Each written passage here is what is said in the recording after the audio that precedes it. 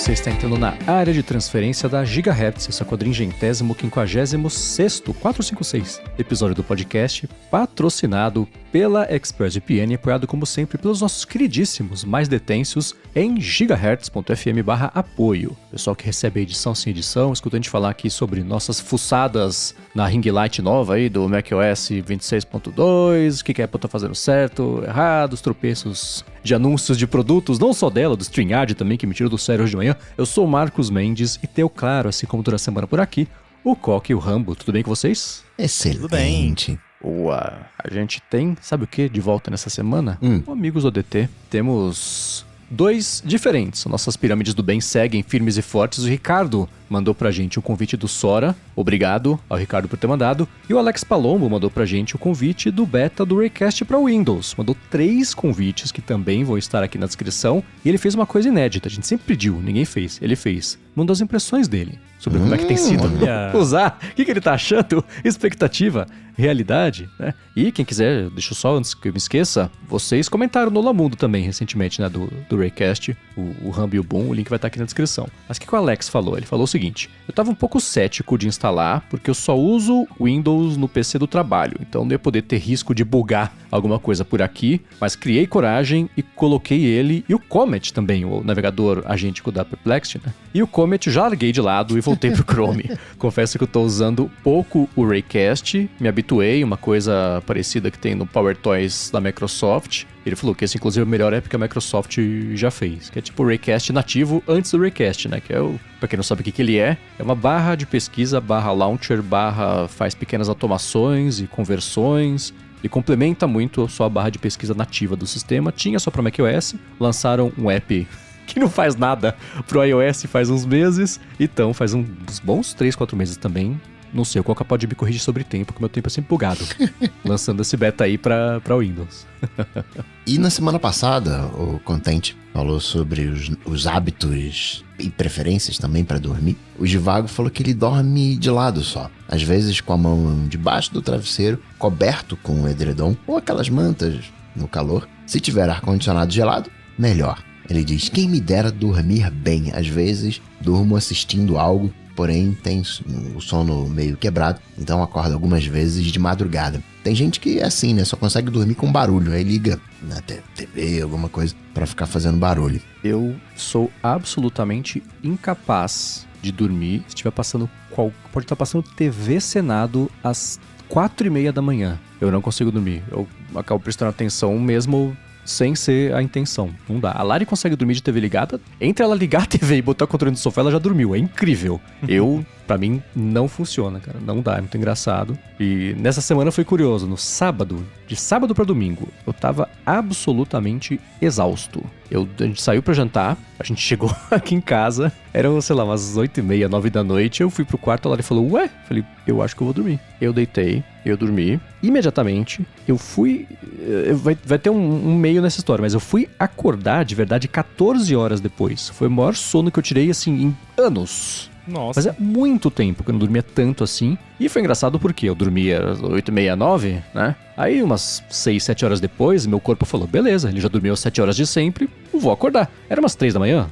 A conta talvez não feche, mas era tipo isso assim. E eu fiquei acordado por, sei lá, uns 45 minutos até eu voltar a dormir. Aí eu dormia a segunda metade, né, dessas 14 horas. E foi engraçado porque o placarzinho lá de sono do Apple Watch nativo da Apple, ele me deu nota 0 acho que de 20 pontos possíveis de acordar algumas vezes à noite. Ele falou: cara, você passou o quê? 40, 50 minutos acordado? 0. O resto foi tudo beleza, notas máximas. Mas esse específico, e se você pegar proporcionalmente em relação às 14 horas de sono, eu fico acordado super pouco. Mas ele pega por quantidade e duração independente da duração da sessão macro de sono. Então eu zerei mesmo tendo dormido hibernado praticamente. Eu já dormi até no cinema. Quando o filme é ruim, eu durmo. É por isso que eu só assisto filme realmente que eu tenho interesse. Não vou dizer o nome do filme, mas já tem dormido. Ainda não é um problema pra mim. Ou talvez seja um problema que eu estou muito cansado, durmo em qualquer lugar. Agora, o Fábio Bravin, ainda sobre isso, diz que ele escuta o podcast normalmente indo ou voltando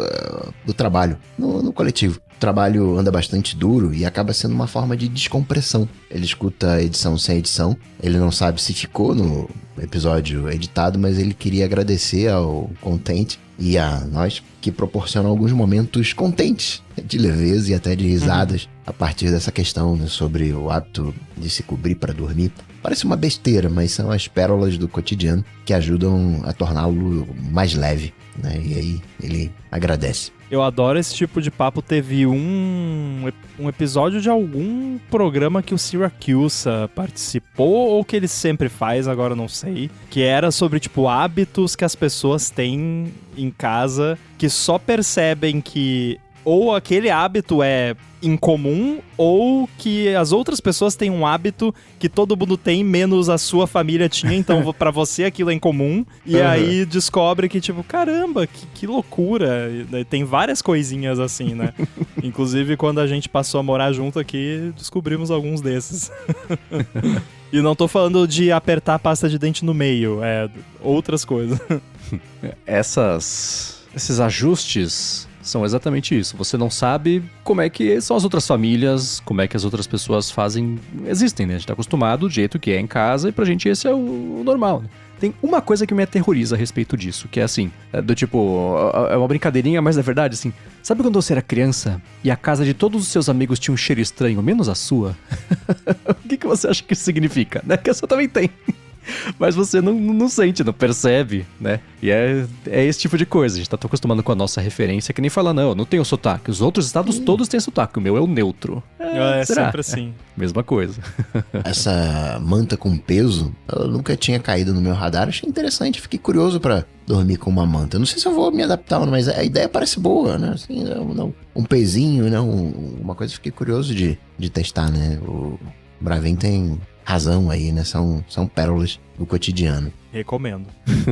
Agora, sobre aquele lance do Nerdcast 1000, que foi dividido em vários pedaços e alguns players de podcast não aguentaram um episódio com 1000 minutos, eu fui preconceituoso e falei que provavelmente tinha sido o Pocket Cast, mas o Rubens Padovese veio aqui contar que ele usa o Pocket Cast e conseguiu ouvir o episódio gigante sem nenhum problema e também estranhou quando começou a aparecer repetido todo picotado. Então, não foi o Pocket Casts. Ao menos não o Pocket Casts do Rubens.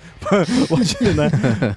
Olha, eu aqui tentando botar a culpa no Pocket Cast. Não, mas enfim, a gente brinca porque o Pocket Cast já nos trouxe alguns perrengues, então eu sempre tenho preconceito com ele, mas é bom saber que funcionou. O Rubens disse que não teve nenhum problema ouvindo todas as 4 horas do episódio 1000 do Nerdcast.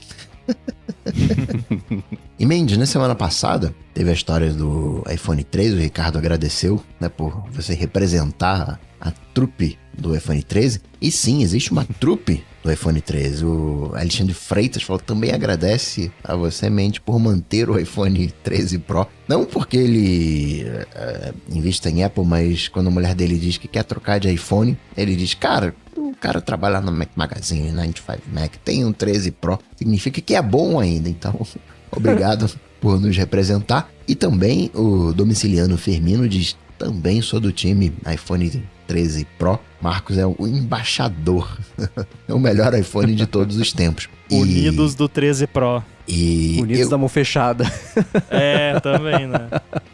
E eu não sei explicar muito isso, mas, quer dizer, me contaram a teoria, mas que a galera gosta da lente do iPhone 13 Pro. Tem alguns modelos de IA que é, não, eu quero aqui a câmera Red, whatever, Blue, não sei o que lá. E tem o iPhone 13 Pro, né, que a galera gosta sei lá, das cores, né, da lente do iPhone 13 Pro mesmo, tendo um mais recente. Bom, tem jovem comprando Cybershot porque gosta do visual vintage. Então, né? Tem uma coisa, eu não sei se isso acontece, se é verdade ou se sou só eu reparando mais nisso agora, mas a lente do meu iPhone 13 Pro Max, embaixador, ela anda muito mais engordurável do que ela costumava ficar e mais difícil de limpar do que costumava ser. Eu tenho uma mania que 100% das fotos que eu vou tirar é sempre o mesmo ritual. Tiro o iPhone do bolso, vou na barra da camiseta, limpo a lente e tiro a foto. A impressão que eu tenho é que agora eu tiro do bolso, barra da camiseta, esfrego gordura e tiro a foto. As camisetas são as mesmas. E elas estão limpas. E, cara, tá mais difícil. Eu não sei se é assim como na tela do iPhone tem a tal da camada oleofóbica que o nosso dedo gordo, nojento, gorduroso vai gastando conforme os anos vão passando. Se tem um lance desse na lente também, ou o que é. Mas é certeza que não sou só eu com o olho mais afinado pra ver onde que tá engordurado. Parece foto do iPhone 3, quando eu vou tirar e não desengordura a lente. Sai quase vintage também a foto, de tão ruim e borrada que tem saído. Existe isso, vocês sabem? Uma camada dessas na lente também? Camada eu não sei, mas uma questão que eu queria perguntar, que eu acho que é importante, é o seguinte. Esse hábito de limpar na barra da camiseta a lente, você criou depois que ela passou a ficar engordurada ou você tem desde que o iPhone era novo? Faz anos. Desde o pré-13. Porque aí eu fiquei me perguntando que talvez isso possa ter sido a causa, né? Porque se toda vez que você vai tirar uma foto, você dá uma esfregadinha ali com a camiseta, toda vez que você vai tirar uma foto, você tá tirando, eu ia falar moléculas, enfim, átomos de material ali. Agora, você falou da tela, que ao longo dos anos, a minha reclamação sobre a tela, que eu acho que eu já comentei, não é que é ao longo dos anos, é ao longo de horas. Porque eu queria que o iPhone, toda vez que eu compro um iPhone novo, que eu mexo nele, eu falo, nossa, como é gostosa a textura da tela. Tipo, a textura da tela é gostosa de tocar, assim. E por mais que você limpe, nunca fica igual. Como, sabe, primeira vez que você tirou da caixa, você usa, tem uma texturinha gostosa na tela. Em 3 horas já não tem mais essa texturinha gostosa na tela. Então, sabe, então já manda sem essa texturinha gostosa na tela pra não spoil a gente, né? Porque, cara, não adianta, eu posso passar o paninho de microfibra perfeito ali, tirar tudo não fica igual. Posso passar álcool isopropílico, qualquer produto não fica igual como quando é novo. E é uma questão de feeling mesmo, de textura, de toque. Mas quando você passa o álcool isopropílico, ele é significativamente melhor do que só passar o paninho, né? Sim, sim. Porque... E muda a textura, muda o feeling do toque, assim como muda, por exemplo, do teclado. Por isso que eu limpo o teclado praticamente todo dia com álcool isopropílico, que tira aquela coisa escorregadia, assim, deixa ele mais como, entre aspas, novo, né? Mas não é igual como logo que tira da caixa. Porque um dos rituais para limpeza de iPhone é, tipo, quando a gente esfrega uma mão na outra, eu faço isso com os paninhos e o iPhone no meio, e muda sensivelmente a sensação de toque. Eu não tenho confirmação de que existe na traseira a proteção oleofóbica. No olho, né, no achismo, eu diria que tem, pela facilidade que eu limpo a lente. E eu lembro que eu tive um iPad ali, na época do PUBG, né, um joguinho, que tinha 2 placas redondas, onde era um joystick, tinham 2 placas redondas que você colocava controle e você via o desgaste dessa camada. Você passava o dedo, quando chegava ali, agarrava, né? Mudava realmente a textura. E acredito que tenha, mas não tenho a confirmação na câmera. Tá até olhando aqui, a câmera, as 3 câmeras do iPhone 17 Pro aqui não tão engorduradas, não. Eu realmente não me recordo de ter tido em algum momento esse problema, a não ser assim, sei lá, tava chovendo e caiu uma gotinha de água e ficou ali uma gotinha, alguma coisa. Mas tipo, agora eu até, sem querer aqui, eu passei o dedo e não parece ficar muito fácil assim. Então eu acho que é realmente uma coisa que vai acontecendo ao longo do tempo. E talvez o seu hábito de sempre limpar com a camiseta ali tenha acelerado um pouco esse processo. Tá, pode ser. Que é o que você falou, né? De perceber em questão de horas, de minutos de uso do primeiro, a hora que você tirou da caixa, ainda tá com aquele cheiro da fábrica da China e vai perdendo. Isso é uma coisa que felizmente não me dá faniquito nem nisso e nas 2 oportunidades da vida que eu tive de tirar o Mac da caixa, aquele teclado maravilhoso, e aí começar a usar a mão nojenta, gordurosa, suada, começar a derreter as camadas protetoras da tecla. E é engraçado, né? Você olha meio de lado assim, bate a luz, você vê exatamente onde você bate com o dedo na barra de espaço, quais teclas você usa mais, menos, onde o seu dedo aterriza na tecla, dentro do quadrado, ali nos quadrantes todos. Isso é meio inevitável. Eu sei, até escutando o Olá Mundo dessa semana, né? Que o Rambo e Bloom falaram também sobre isso, sobre um bug lá que você encontrou recentemente lá no Cleanup Buddy, e que o Rambo, você limpa o seu teclado e a tela todos os dias, um lance desse. O teclado e o trackpad eu limpo todo dia, o externo. Que compromisso. É porque senão eu não sei se... Enfim, talvez seja porque eu sou mais sensível na ponta dos dedos que a maioria das pessoas, mas assim, eu sinto que a tecla tá dando uma escorregada e isso até faz a minha digitação piorar, porque parece que eu preciso digitar com mais cuidado, senão o dedo escorrega pra tecla do lado, sabe? E não é que eu trabalho comendo Cheetos, tipo, não, se eu como alguma coisa, eu não como em cima do teclado e não encosto no teclado com a mão engordada, vou, lavo a mão, mas, sei lá, da própria pele vai soltando ao longo do dia, e aí o que eu faço é, de manhã, quando eu chego aqui no escritório, antes de começar qualquer coisa, eu passo um paninho com álcool, passo um paninho de microfibra sequinho, e aí o teclado fica perfeito. E aí, às vezes, se é um dia muito intenso de trabalho, mais pro final do dia eu sinto que o teclado tá escorregando e eu dou mais uma limpadinha, mas daí eu só passo o paninho de microfibra.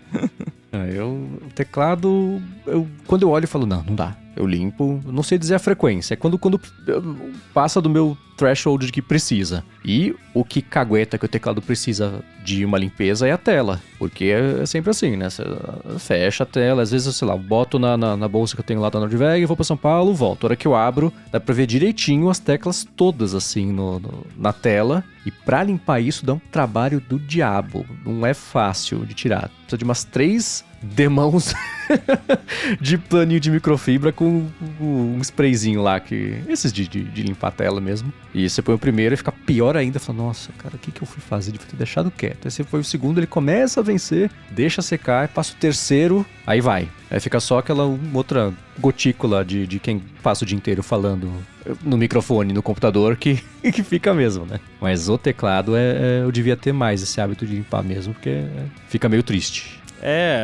E aí o interno do próprio laptop, por exemplo, eu limpo com bem menos frequência, porque eu uso muito menos. Eu uso, 1-2 horinhas por dia só, que no final do dia eu costumo subir ali, ficar com o Yoshi, e aí eu trabalho no laptop mesmo. E aí não acaba não transferindo tanto essa gordura da mão, e aí não limpo com tanta frequência. Eu devo limpar, uma vez a cada 15 dias, mais ou menos.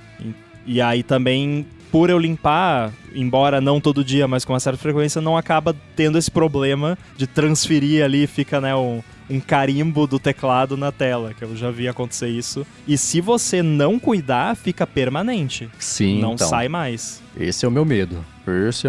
E também uma coisa que eu detesto pensar, essa me incomoda, mas tem muito o que fazer, é de ir acumulando poeira embaixo da tecla mesmo. Porque é a mesma coisa, vai caindo. Eu não entro com... Comida não passa da porta aqui do escritúdio. Zero. Às vezes a Larissa, sei lá, tô fazendo alguma coisa de manhã, a Larissa faz pão de queijo, aí ela vem com o pratinho de pão de queijo, eu levanto, pego ela pela mão, a gente vai pra sala e come lá. Eu não como aqui de jeito nenhum. Pra evitar esse tipo de coisa. Mas nunca em cima do teclado. Mas mesmo assim, a hora que eu olho, tem sempre sei lá, coisas em cima do teclado. Putz, essa aqui, se eu passasse um ar comprimido, chacoalhar de ponta cabeça assim, ia dar vergonha. Era que nem aquele teclado que a Apple tinha, que era inteiro de acrílico, que as pessoas usavam por anos, e era a coisa mais nojenta de se olhar embaixo e falar, cara, como? Você tem que tomar um banho químico depois de usar esse teclado, porque como é que pode, né? A pessoa faz o quê? Mexe e depois vai roer a unha. Sei lá, tudo aquilo... Não.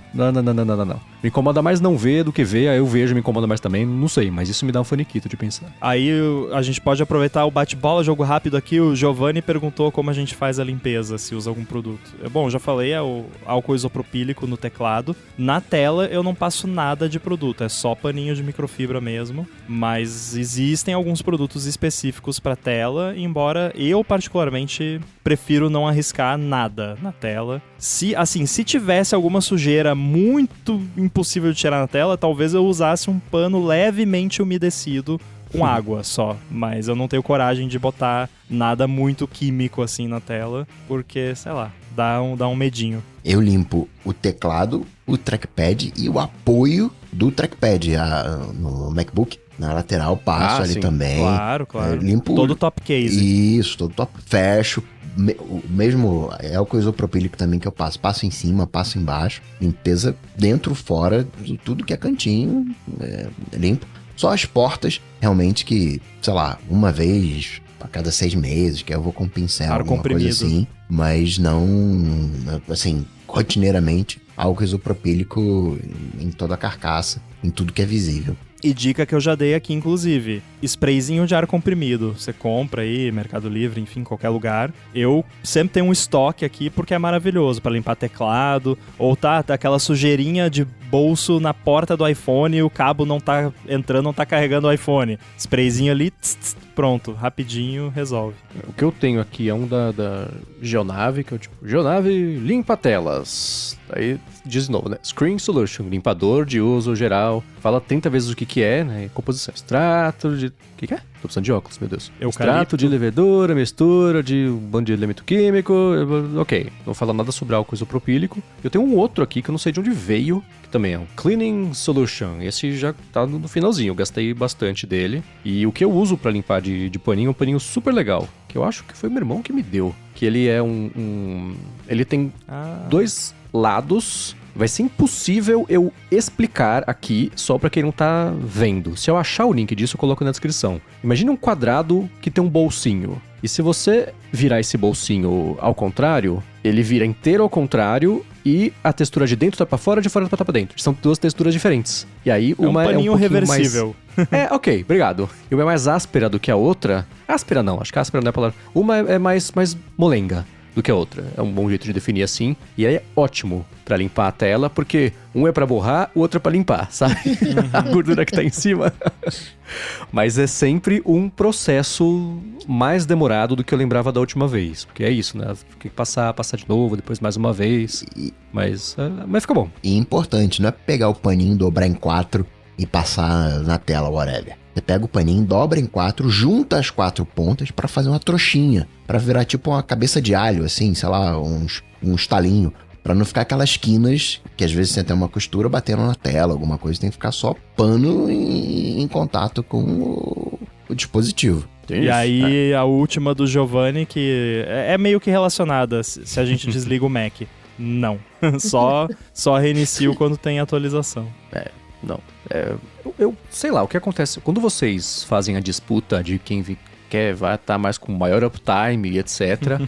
Eu acho inacreditável isso, porque por algum motivo ou por outro eu tenho que acabar reiniciando o Mac uma vez por semana. Você tá no beta agora, então não tem opção. Você vai instalar assim, o beta, okay. vai reiniciar. Ok, mas mesmo quando eu não tava no beta, Sim. Era instalar alguma coisa que mandava reiniciar, era algum ajuste que falava eu tenho que reiniciar. Nossa. Era uma travada que ele reiniciava. Mas que tanto anúncio. Eu fiquei pensando no negócio do marketing. Que tanto negócio você instala que tem que reiniciar o Mac. Isso não é tão sei comum lá. assim. Mas sempre tinha. Eu não sei, devia ter, né? Qual foi o seu uptime máximo? E qual que é o seu atual?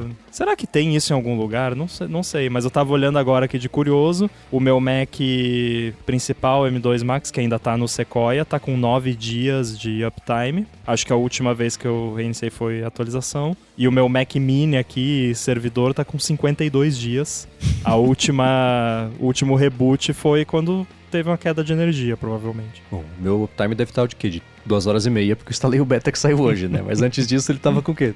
2 dias, não sei, tá? Eu acabo reiniciando por algum motivo, mas desligar? Não. Eu não sei a última vez que eu desliguei meu Mac mesmo. Eu vou lá, menu, shutdown, desliga e vou fazer outra coisa, porque vou passar... Não, só fecho e beleza. Nossa, eu tenho um Mac aqui que... Se eu conseguir acessar ele remotamente aqui rapidinho, é porque é o meu Mac que eu uso pra testar coisas Intel. E olha, funcionou.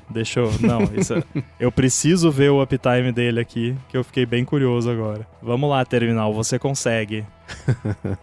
91 dias. Caralho. Um MacBook Escape. MacBook Pad Boy Intel, tá? Firme e forte, rodando o AirBuddy há 50 e poucos dias pra testar Memory Leak. Tá, é um bom recorde isso. Bom, a seguir, a gente vai falar sobre mim.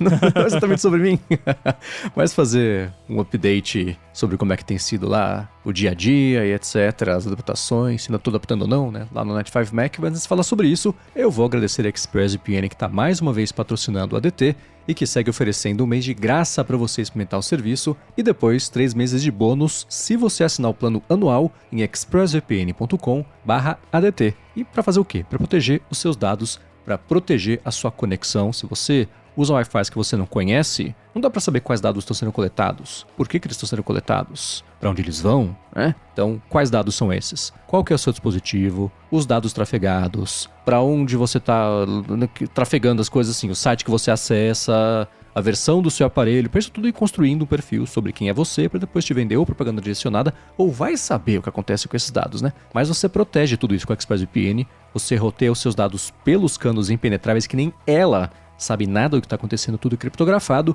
E para streaming é bacana também, porque se você rotear pelos Estados Unidos, se conectar ao HBO Max, você vê o catálogo dos Estados Unidos, que é diferente do que tem no Japão, que é diferente do que tem no Reino Unido, que é diferente do que tem na Argentina, sei lá. Cada país tem o seu e você vê todos eles com uma única assinatura. Roteando a ExpressVPN tem servidor em mais de 100 países para você fazer isso. Eles investem muito também em estabilidade, em velocidade, então você não vê um streaming dos Estados Unidos com qualidade de batata, você vê em 4K, que é para isso que vai servir, né? Então você pode conhecer melhor, ver como é fácil colocar no seu telefone, no seu tablet, no computador, até no roteador, na TV, na Apple TV, que é como eu uso, até no roteador de casa também, se você quiser. Vai em expressvpn.com/ADT, testa por um mês de graça e se você assinar o plano anual, no fim desse ano eles dão para você 3 meses aí de lambuja para você seguir usando. Uma última vez, expressvpn.com/ADT. Muito obrigado, ExpressVPN, pelo patrocínio de mais esse episódio do podcast e pelo apoio a toda a Gigahertz. Valeu. Obrigado. Muito que bem, Mendes, você está escrevendo pro 9to5Mac há quanto tempo? Há 800 posts que eu completei essa semana. Eu entrei lá pra maio, foi na metade de maio, mais ou menos. 800 posts de maio pra cá. Pois é, tem que ganhar no volume. Agora você vai ter que contar pra gente aqui, então. Vamos fazer um apanhado geral. Primeiro, você pretende escrever mais 800 posts? Sem dúvida alguma, se eu puder eu passo o resto da vida fazendo isso, que eu nunca me diverti tanto com o trabalho quanto como tem sido com lá, né? Mas tem sido, a gente vai falar sobre isso, mas tem sido toda uma adaptação em múltiplos aspectos, desde cotidiano até mesmo, né? Entrar no fluxo de trabalho com o resto que tem que fazer, mas sim, pretendo ficar lá durante o tempo que eles quiserem que eu esteja por lá. Então começa, eu acho que você já pincelou isso lá no área de trabalho logo depois, mas agora que já faz mais tempo, como que você ajustou o schedule e essas coisas pra dar conta disso aí? Hoje você escreve quantos posts por dia nesse teu... Num dia ocupado mesmo, que tem muita coisa acontecendo, uns 10. Porque depois tudo assim, os posts são curtos, né? Nada nem próximo do tamanho que envolve a pesquisa e todo o desenvolvimento que tinha para fazer os posts no Mac Magazine. Era um outro universo, né? Então dá para fazer 10 posts no intervalo de 8 horas, né? E envolve também, claro, uma pesquisa, mas é bem menos, né? Óbvio. Isso num dia ocupadaço, assim, né? No WWDC, ou por algum motivo tá todo mundo, as empresas todas lançando coisa, sei lá, né? Perto de fim de mês. Aí é isso. Num dia fraco, acontecem duas coisas, eu consigo espremer uns 3, 4 posts. Que aí dá pra colocar mais uma coisa de opinião, junto, assim. Tem dia que não acontece nada. E eu entro, né, no meu shift, começa no horário do Brasil, das 4 da tarde e vai até meia-noite. Isso é pra preencher o trabalho, a vaga de editor noturno do site. Porque mesmo lá, né, agora mudou o fuso horário, Nova York tá 2 horas pra frente, lá no Vale do Silício, quanto que eles estão? Estão 5 horas pra frente, não, pra trás, né? Nova York 2 pra trás, Vale do Silício 5 horas pra trás. E o que quer dizer que durante a manhã e durante a tarde, muita coisa já aconteceu. A maioria das coisas já aconteceram. Então eu pego da metade do dia pra frente. E aí tem a vantagem de coisas muito relevantes acontecem depois que o mercado fecha, mercado de bolsa, de ações, né? Geralmente, no fim do dia, é quando o Mark Gurman publica alguma coisa do tipo Apple e Google estão próximos de fazer um acordo para fazer a carangueja agora ter a cabeça do Gemini, né? Então tem essa vantagem. Mas geralmente eu acabo publicando coisas que têm menos impacto, isso que eu falei, né? Você ganha no volume, pelo menos, porque assim, já pelo menos você vai colocando coisa no ar, né? Vai criando um corpo ali de notícias. Então e tem uma diferença, além do lance do Mac Magazine, você tinha o compromisso de um post por semana. Então, sim, é um post que você pode passar uma semana desenvolvendo, não quer dizer que você vai ficar literalmente uma semana full time, mas assim, pega um pouquinho ali num dia e esse tempo de você ir pensando, aí você vai na cabeça em background trabalhando aquele assunto e você cria uma peça muito maior e muito com base em opinião, pesquisa de aconteceu algo parecido no passado e agora tá acontecendo com essa outra empresa. Isso é o tipo de coisa que leva mais tempo para desenvolver. E aí o Mac Magazine era isso, e o 9 to 5 Mac acaba sendo... Tem muito hard news, de tipo, aconteceu isso agora. Aí é um post naturalmente curto, é tipo, pensa, sei lá, assalto na Avenida Paulista, sei lá, 2 assaltantes armados renderam a pessoa e roubaram o celular, a polícia está investigando. Essa é a notícia, sabe? Tipo, o máximo que você pode colocar é, nos últimos meses ocorreram tantos assaltos à mão armada na Avenida Paulista. É a mesma coisa, tipo, Apple lançou o beta do iOS com tal recurso. É isso. E aí, no máximo, você bota ali um 9 to 5 Mac take, né? É legal esse recurso, porque isso, aquilo, já tem algo do Android, já tinha, né? Tipo, são coisas que naturalmente desenvolvem posts curtos, porque tem muita gente que segue o 9 to 5 Mac pra ficar sabendo das coisas. Não necessariamente pra ver opinião ou dicas ou coisa assim, mas porque quer ver de fato as coisas que estão acontecendo. Então... acaba sendo importante ter a habilidade de fazer posts curtos num curto período de tempo. Sim, mas e aí tá o equilíbrio que é importante. Curto, porém útil. Então, e correto, a fórmula, de preferência. E não só correto, mas assim, a fórmula bem basicamente é o seguinte. Aqui está o que tem de novo. Isso está em contraste com como era. Você já coloca um contexto. E você complementa com o que isso significa, o que isso indica. Esse é um post completo, essa é a estrutura perfeita para você fazer um post curto, rápido, sobre uma coisa que acabou de acontecer, né? Aí dá para expandir o quanto você quiser com isso, né? Dá para ir floreando. Mais do que isso já fica só enchendo linguiça, né? Menos do que isso fica sem sentido, não tem porquê, né? Assim, a diferença entre ler o título e ler o post fica a mesma, então tem que agregar um pouco mais de valor ali, de contexto, né? Pra pessoa sentir que valeu a pena ela se informar com você a respeito daquilo, por mais besta que possa parecer. Então, sei lá, por exemplo, essa semana saiu uma atualização do Apple Invites. A partir de agora, os hosts de festas podem deixar os convidados dizerem se eles vão levar quantos adultos e quantas crianças. Falei, tá, vamos lá. Aí eu fiquei pensando nisso nesse post. Falei, cara, quer saber? Vamos fazer um belo post. Eu falei, o título, o que é? O aplicativo, o Apple Invites, agora vai ajudar a evitar a quantidade surpresa de pessoas em festas. Qualquer coisa nesse sentido, entendeu? E aí teve até uma das pessoas lá do site que falou, cara, você conseguiu dar um spin bom pra essa notícia? Era um nada, mas você fala o que isso quer dizer, ao invés de falar só o que é. Né? Então, você vai pegando essa manha, né? Com o tempo.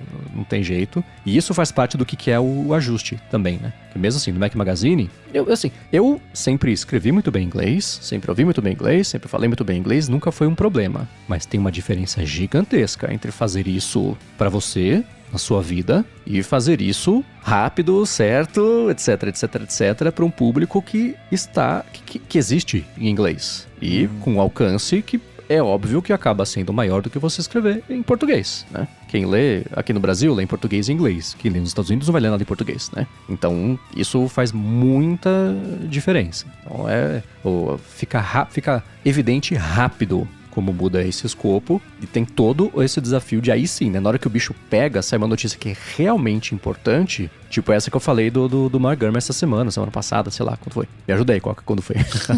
Que é da Apple tá perto do acordo do Google, etc. Não dá pra ser um post pequenininho, esse. Você tem que, né? É relevante, e aí sim, tem que falar mesmo o que é, por que tá assim. E o contexto é gigantesco também. Exatamente. E tem que ser rápido, porque se a gente não postar, alguém vai postar. E aí a pessoa vai clicar nessa, não adianta a gente fazer o melhor post do mundo se a pessoa já leu 3 parágrafos no outro site e pronto, né? Então, essa rapidez é um exercício. Eu ainda sofro, uma palavra forte, mas é um desafio ainda. Às vezes sai um negócio e como é que é a dinâmica, né? Sai uma coisa, a gente tem o nosso Slack, sai uma notícia, a gente coloca lá, ó, tô vendo isso aqui, você pega pra você. Quem pegar mais rápido, pegou, né? Eu vi primeiro. E é sempre assim. looking, first, né? Aí beleza, cria o arquivo novo, tal, começa a fazer, escreve correndo, entra, pega link, não sei o que, pá. Fala, nossa, eu mandei muito, fiz isso aqui em 15 minutos, a hora que você vai ver, passou 45. Você fala, cara, pra onde foi esse tempo? Que loucura! Isso é uma coisa que eu ainda não acostumei mesmo, assim, de fazer viagem no tempo, de parecer que eu acabei de começar a trabalhar e já são meia-noite e já acabou, sabe? Isso é muito louco. Agora, você falou aí do post perfeito, como é que você encara o post perfeito versus as métricas? Retenção, né, o clique nos links, né, o retorno, né, de usuários, né, usuários novos, usuários que voltam. Como é que você combina, entre aspas aqui, o que você tem vontade de falar e como você quer escrever com aquilo que as pessoas querem ler? Não sei se tem um lado bem triste disso que eu já sei, que é assim, às vezes... É tipo o dublador que é conhecido por um personagem específico, mas já dublou 50 mil personagens que o dublador acha muito mais legal, mas as pessoas só querem falar com ele sobre aquele personagem, né? Ou que nem Los Hermanos com Ana Júlia, sei lá. Claro que é um pouco diferente, porque não é tipo, tem um post muito famoso. Não, mas assim, muitas vezes os posts que dão mais retorno em termos de engajamento, de visualização, de grana, no fim das contas, não são os que você tem mais interesse em escrever, ou até os que você gostou mais do resultado, necessariamente. Sim. E outra coisa também, eu ainda não abri mão do meu orgulho, eu não consigo escrever clickbait. Às vezes eu tento, eu me sinto sujo, vou tomar um banho químico, né? Mas... E não é assim, nada contra ter amigos que fazem, né? Mas é o tipo, cara, eu não tenho coragem, às vezes, de fazer... Eu penso num título muito clickbait, assim, que eu sei que se eu usar esse título vai ter 3 vezes mais view o post. O que quer dizer que são 3 vezes mais grana no meu bolso. É direta essa conexão. Eu não consigo. E eu conversando com eles, falando, cara, relaxa. Ninguém tá aqui pra ganhar o Peabody Awards, o Prêmio Nobel, fazer um trabalho sério, fazer um trabalho bem feito, mas quando couber, faz. É pra isso. Esse é o jogo, né? Então, esse é o maior desafio do meio equilíbrio. Eu não sou contra esse uso do clickbait, de tipo, você criar um título chamativo que vai deixar a pessoa curiosa e vai omitir, às vezes, alguma informação de propósito pra pessoa ter que clicar pra ver a informação, desde que o conteúdo tem alguma conexão com o título, condiza, sei lá. Enfim, tem que estar conectado com o título, não pode ser, porque o clickbait safado mesmo, pra mim, é aquele que o título é uma coisa e o conteúdo é outra. É tipo thumbnail de YouTube que não tem nada a ver com... Tem uma cena no thumbnail como se fosse uma cena do vídeo e não tem aquela cena no vídeo, sabe? É que nem trailer de filme de super-herói, que tem cena que não tem no filme. E aí o título clickbait, eu acho ok você fazer um título mais chamativo pra mercadar o seu post, mas desde que o conteúdo esteja de acordo. Desde que o meu post ideal, a coisa principal tem que estar no título, ou no subtítulo, ou no primeiro parágrafo que você escreveu. Ou seja, pode colocar o clickbait pra eu não saber logo tudo lendo um tweet. Ok, clico no link, abro o site, mas me dá o panorama mais ou menos completo do primeiro parágrafo, porque eu não quero ler tudo. Eu quero ler o primeiro parágrafo. Pô, interessante, vou pro segundo. Você tem, na minha visão, você tem que me convencer a ler a cada parágrafo. Tá. Entendi. Mais? Entendi. Como se fosse uma conversa. E muitas das vezes hoje a galera faz os clickbaits. Veja aqui quanto que eu gastei nessa casa. Mas olha só, essa casa aqui eu coloquei uma coisa. E veja também, né, antes de te falar o preço, que essa casa aqui ela também tem... Aí só lá no final, aí você avança e vai pro final. Aí vai bem de cada um. Tem quem fica mais confortável em esconder o ouro e quem fica mais confortável... Sim, os meus títulos são ruins. Sabe por que eles fazem isso? Eles falam o que é. Aconteceu isso? A pessoa vê e fala, tá bom. Não é? Legal, o novo beta traz louco. uma coisa que eu sempre quis. Que assim, tem gente que faz isso normal, né? Mas isso é o novo beta do iOS has a nasty surprise, né? Exato, né? Eu coloco, assim, no máximo que eu me permito fazer é... isso aqui vai acontecer, né? Mas tem um detalhe. Aí tudo bem. porque é uma história grande pra explicar no título, né? Geralmente vai ter uma outra coisa, ok, mas sempre assim, there's a catch. Aí eu coloco, eu falo, tá bom, né? Informei, mas quem leu esse título fala, eu entendi o que você fez, mas ainda assim, tudo bem, não tô escondendo 100% do ouro ali. Então, respondendo a sua pergunta original, Coca, é um equilíbrio. Tem post que você faz pra você, tem post que você faz pro site. O que eu faço pra mim? Que eu adoro fazer. Os posts de explicação dos estudos de machine learning que a Apple publica. Quando é uma coisa que é muito técnica, que não vale a pena, não tem nem porquê, né? Porque não tem nada prático. Mas quando tem alguma coisa prática, eu consigo achar um gancho prático, cara, eu me divirto fazendo esses posts e eles têm um alcance ok. Não são os posts mais lidos do dia, não são os que performam pior. Fica no meio termo aceitável, né? Eu adoro fazer, eu faço pra mim, porque eu me divirto fazendo, aprendo pra caramba a parte técnica, mas eu sei que muita gente deve olhar e não deve nem falar, Apple inteiro de... E passa. Não aguento mais ouvir falar de...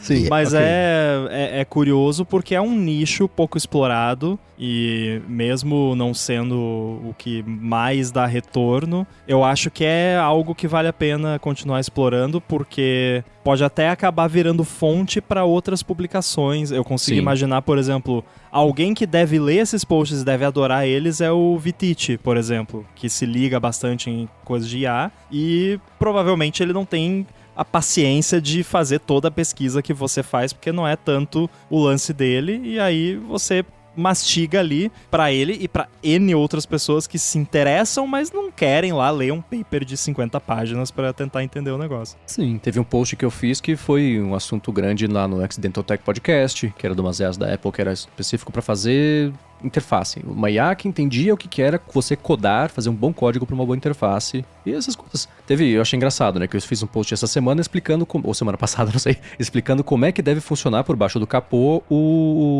se o Google fizer mesmo o modelo da carangueja, Mixture of Experts, etc. Fiz um post lindão. Aí na sexta-feira eu fui escutar o Connected e o Vitich fez a mesma explicação. Eu falei, droga, vão achar que eu escutei o Connected e copiei o Vitich só porque a explicação era boa. Te dei os mesmos exemplos, falou a mesma coisa. Eu falei, droga.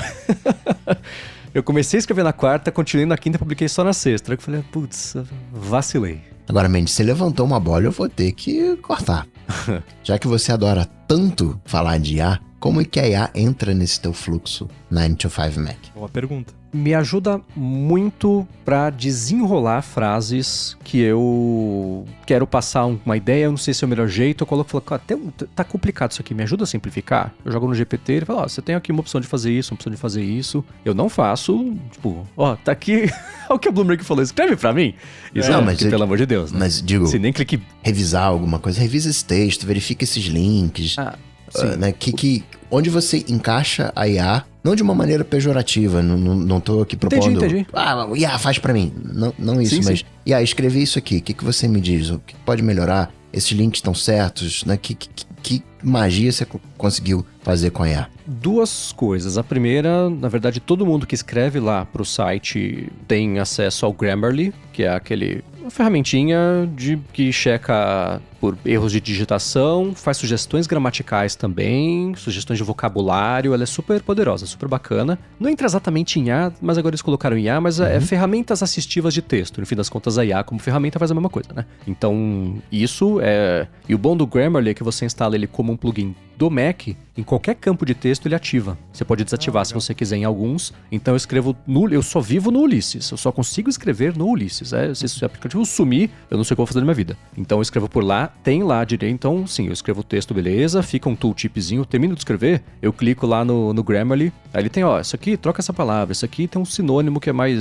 melhor, é menos simplório, isso aqui, você escreveu errado, isso aqui... Aí eu jogo no GPT e falo o seguinte, tô esquecendo alguma coisa importante? Tem alguma, quando é uma coisa muito comprida e complicada, faz o fact-check, vê se eu não falei nenhuma bobagem, já pegou coisa que teria ido pro ar, que teria passado uma vergonha, né, e essa assistência de, às vezes, eu tô travado num parágrafo que eu não consigo achar um jeito que eu sei que tem um jeito simples de explicar. Eu sei o que eu quero dizer, mas eu não consigo resolver. E geralmente é assim, né? Eu copio, colo e falo, escuta, ajuda aqui.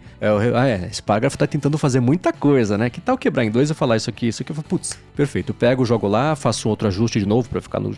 E vai. Checar link, não. Então, a principal assistência é essa de desenrolar parágrafos. E às vezes eu falo assim, tem alguma coisa que seria importante eu colocar isso, né? De contextualizar o que era, como é, o que isso significa, que eu tô deixando passar. Porque isso ajuda a deixar um resultado mais bacana. Não é pra todos, né? Porque não dá pra entrar no fluxo de todos eles, mas o que são mais importantes, que não são tão sensíveis de tempo, o fluxo geralmente é esse. Imagem de destaque? Imagem de destaque manual. Eu digo, Photoshop e conhecimento acumulado ao longo da vida.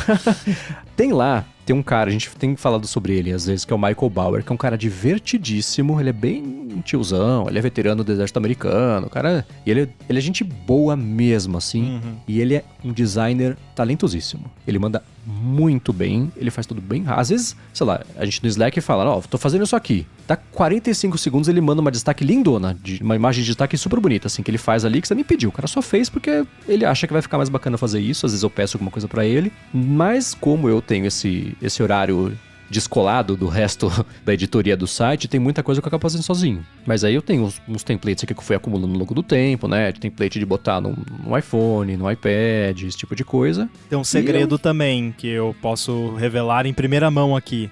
Tem post que repete a imagem de destaque.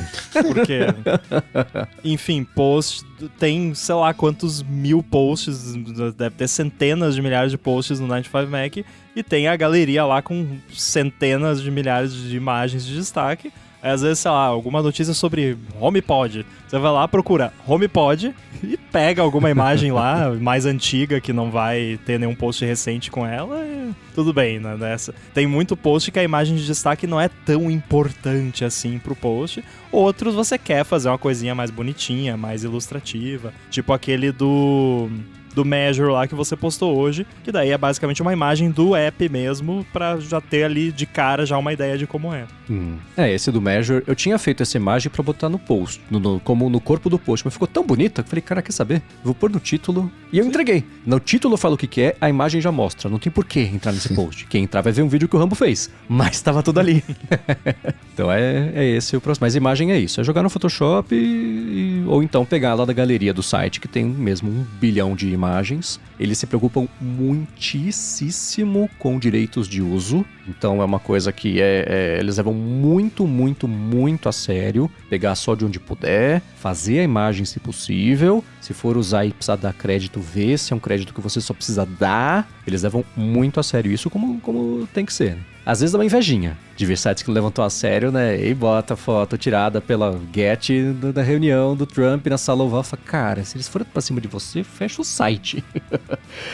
Então eu não faço isso não. Tanto é que se você acessar algum post muito antigo do 95Mac, você vai ver que as imagens desapareceram, porque fizeram um purge de imagens antigas quando teve essa decisão de política do site de só usar a imagem que tem permissão para usar e ponto final, para evitar dores de cabeça jurídicas. Automaticamente, depois que passa 2 anos que a imagem foi publicada, que ela foi subida lá na galeria, ela é desativada. Tem uma chavinha pra você ativar, e se você ativar, fala assim, Marcos Mendes ativou essa chavinha de que é tudo bem usar essa imagem dia 12 de novembro, tá ali. Processa ele. Exatamente.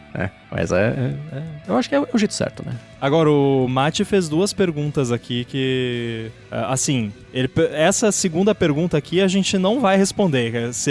Quer dizer, a primeira parte dá pra responder, se pode usar a imagem de A, e aí a segunda é como é o direito autoral disso. Como é o direito autoral disso? 5 horas e meia de papo pra gente não resolver nada, então esquece. Mas pode usar a imagem de A? Poder pode, mas eu tendo a evitar porque tem o Michael Bauer lá, em respeito ao trabalho dele, eu não faço. Então, às vezes... E ele, assim, durante o dia, cara, é um grupão, né, de pessoas conversando ali. Então, alguém faz um meme rapidinho, publica e tal. Às vezes tem uma piada que tá pingando de fazer. Eu penso em botar a mulher pra fazer, eu falo, cara, não vou fazer, porque eu vou ofender o Michael. Aí eu não faço.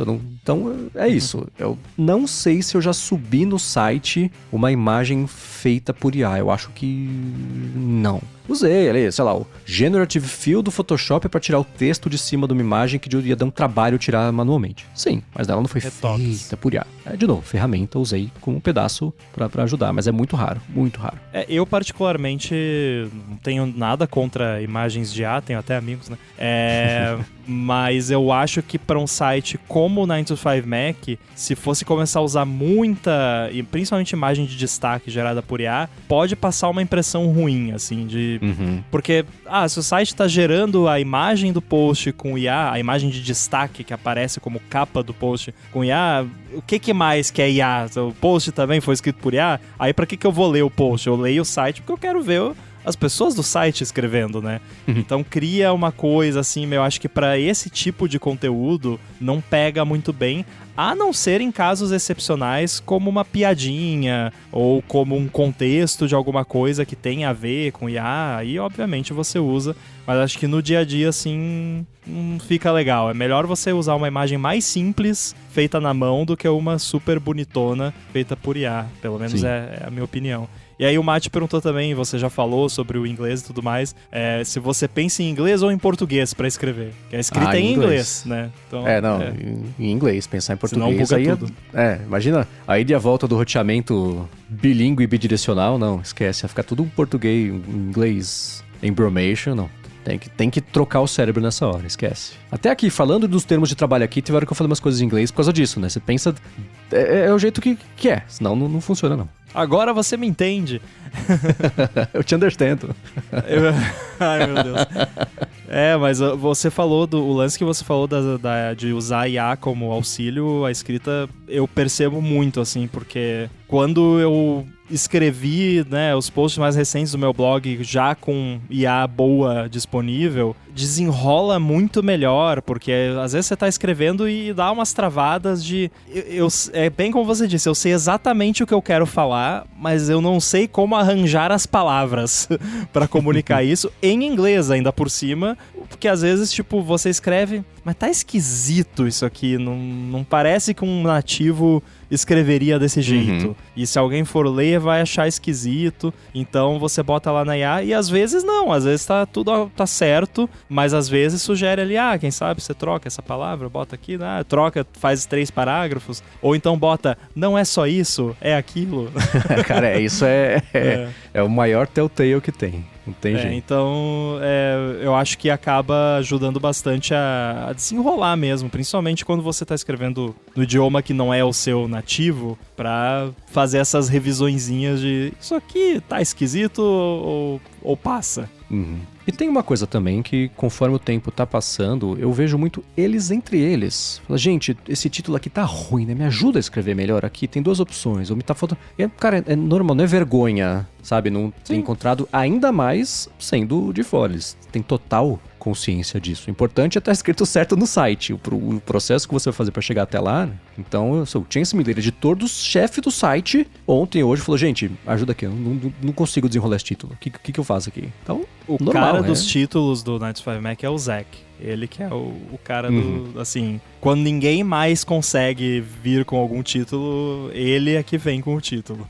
E tem mais algum guia, né, ali, processo de qualidade? Você, antes de apertar o no ar, né, o publish, tem peraí, deixa eu verificar aí. Não, o link tá aqui, a data tá aqui, tá certa. Tem... Que crivos de qualidade você usa antes de apertar? Você já falou, né? Que joga ali para aí, ver se tá maneiro aqui. Deve ver se eu falei o que eu tinha que falar, né? Tem essa análise. Tem algum outro check que você faz de qualidade antes de publicar? Ver. Aquela mania, peraí, deixa eu ver. Aqui não. Tipo quando vai mandar um e-mail, e não, é legal, tem um assunto, coloquei o anexo, posso mandar. Mas pode ter coisas erradas, depois a gente conserta. Mas ali de aquela coisa, não posso mandar o e-mail sem um anexo. Cara, olha de novo, olha mais uma vez. Olha, e mesmo assim tem hora que faz alguma bobagem, não tem jeito. Eu vou contar uma vergonha horrorosa que eu passei aqui, porque estamos entre alguns milhares de amigos só, então tudo bem, tá? Eu fui publicar uma matéria sobre o iFixit. No título, saiu I Fixed It. E foi pro ar. E aí, cara, você faz o quê, né? Você fica bravo, fica triste, deprimido, com vergonha, e depois você ri, que é o que eu tô fazendo agora, né? Mas na hora não foi nada engraçado. O que acontece? Né? E aí, eu falei pro Chance, cara, assim, normal, mas é uma lição, né? Vamos, olha ele de novo, olha mais uma vez, olha a terceira vez, garante, vê de novo, né? Então é isso. E todo mundo, essa é outra coisa que todo mundo se ajuda, tá? Às vezes faltou uma coisinha, alguém fala, acho que faltou aqui, né? Todo mundo é muito gentil. Eu nunca trabalhei com pessoas tão gentis o tempo inteiro, sempre pensando como é que o outro vai receber uma mensagem. Então, assim, é óbvio que faltou, né? Eu acho que faltou aqui, dá uma olhadinha e tal. O jeito do pessoal se comunicar é muito gentil, isso é muito bacana, tá? Mas é isso, sei lá, por um mês, não sei quanto tempo, né? Até o Chance Miller, editor-chefe do site, ganhar confiança, né? Chegou esse louco aqui pra começar a escrever pro site, ele entrou, vamos ver, né? Se ele sabe mesmo e tal. Então, 10, 20, 30, não sei quantos posts eu fui fazendo, todos passavam por ele. Tá aqui, tá pronto. E aí, nos primeiros, isso aqui eu colocaria dessa forma, isso aqui a gente costuma fazer assim, isso aqui a foto tem que entrar desse jeito e tal. Aí foi passando cada vez menos ele ter que me dizer como é que era o esquema, até que o dia ele falou, cara, você tá pronto. Vai, né? Mas é isso, vai. Então tem o choque de realidade é muito grande, né? Porque você publica uma coisa que milhares e milhares e milhares e milhares de pessoas vão ver agora. Elas vão ler assim que você der o publish. Então a responsa vem muito rápido, essa noção, né, da dimensão, do alcance que você vai ter, né? Então o checklist é isso. Você olha pensando na vergonha que você vai passar se não tiver certo o que você tá prestes a publicar, que todo mundo vai ler. Então, aí você já falou mais ou menos do final do artigo. E o início, né? Que ferramentas que você usa? Por exemplo, você falou do Slack. Você falou também que tem um post lá que saiu do Mark Gurman. Você tem alertas ligados, né? Tem RSS, né? Tem planilhas, onde você já fez um calendário. Não, peraí, dia 20 não sei o que, é dia de não sei o que lá, então vou fazer um post sobre isso aqui. Que ferramentas, né? Como é que é esse teu setup, né? Seja pra... Acredito que você tenha... Você falou do Ulisses também. Acredito que você falou também de um artigo que você começou a escrever na quarta, só publicou na sexta. Então, acredito que você tenha ali rascunhos, né, ideias, né? Tem ali o material que você está pesquisando, né? Fazer uma triagem, tem o clipping, a seleção, né? Como é que funciona o pré do artigo? 90% do que eu publico é de ficar de olho. Eu uso o Feedly como RSS e, assim, tá aqui um segredo aberto de tudo que todo mundo sabe. Todo site de tecnologia publica as mesmas coisas. Sempre tem alguém que publica antes. Tem dia que sou eu, tem dia que sai no Mac Rumors, tem dia que eu vejo lá no Mac Magazine e publico, com crédito pra eles sempre, né? Tem essa gentileza que todo site faz, mas todo mundo publica as mesmas coisas que é sempre as mesmas fontes, né? Raramente você vê uma coisa que ninguém viu. Tem uns que eu assino 2 feeds do PR Newswire, um de Consumer Technology e outro de Media. Cara, eles são 600 press releases por dia em cada um desses feeds. Eu vou olhando porque às vezes sai uma notícia que eu sei que ninguém tá vendo, geralmente, Forbes, lista, assim, notícia choca, né? Mas que pelo menos diferencia um pouquinho. Então, as notícias vêm ou daí, aí eu vou contar um segredo aqui, que tem gente que vai falar, mas o que eu posso fazer? É a vida, as circunstâncias, né? O Twitter é o único lugar com notificações imediatas que funcionam para contas específicas que eu tô seguindo e que eu recebo notificação. TechMeme é uma delas. TechMeme é um grande portal agregador de notícias. O Mark Gurman também, uma outra pessoa que tendem a publicar coisas que são, né, imediatas, assim. Então, esses são os 2 principais. O Feedly e as notificações que chegam do Twitter. Mas no Feedly tem notificação? Você assina ali? Talvez o pago.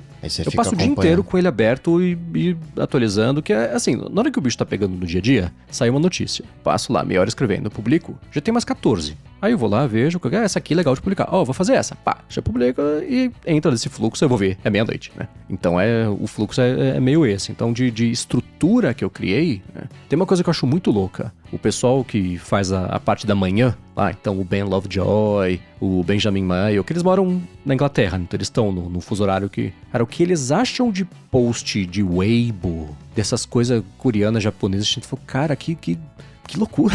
Uhum. Tudo bem que são os mesmos 4 ou 5 contas, né? Aquele digital, sei lá como é que é. É sempre a mesma galera. Aquele Imagine Book deu uma sumida agora, né? Vai sair da toca daqui a uns 6 meses de novo. Mas só, né? Mas cada um tem a sua estrutura, assim, engraçado e notando, mas... de onde vem as notícias, geralmente é daí. O site de estudos de machine learning da Apple também entrou aqui. Tô acompanhando os processos lá do Prosser, um ou outro também, que acabam virando muita notícia. Tenho alertas para isso também, tudo por RSS. Aí é Ulysses. E Ulysses e Safari lado a lado, pesquisa, etc. Monto tudo lá.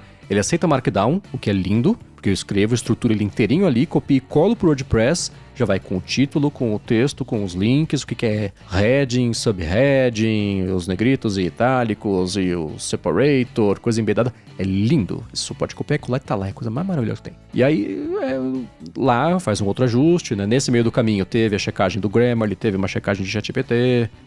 Aí o que a gente faz? No fluxo, a gente copia e cola o título lá no Slack. Porque às vezes alguém dá uma sugestão, ou você mostra que vai sair, né? Que saiu mesmo, que você falou que ia postar. Enquanto o pessoal tá vendo isso, é lá fazer a imagem, empacota tudo e vai. Então o fluxo é meio esse, assim, não tem muito mistério. É você ir identificando do tanto de ruído que vem de todos os lados, o que é sinal, tenta achar um ângulo diferente, que ao invés de que todo mundo vai fazer a mesma notícia, e vai. E o que é muito curioso é ver quando você é o primeiro que dá a notícia de alguma coisa, ela começar a espalhar assim, né? E não é assim, a gente faz a mesma coisa, tá? Não é uma vergonha, não é um problema. Mas, sei lá, a gente publica uma coisa, dá 15 minutos, sai no MacRumors. Dá mais 20 minutos, Apple Insider e não sei o que. Aí começa a pipocar aqui, no Mac Magazine, sai no blog do iPhone, às vezes no Tecnoblog, tudo. Você fala, caramba, cara, esse foi o que eu fiz aqui em casa, né? Isso é legal de ver espalhar, assim. Foi como no Bom Dia Tech, no dia seguinte, a Tour de Vigir sempre dá os créditos pro 95 Mac quando a gente publica coisa. Foi como eu me senti com o negócio do iPhone 10 aquela vez lá.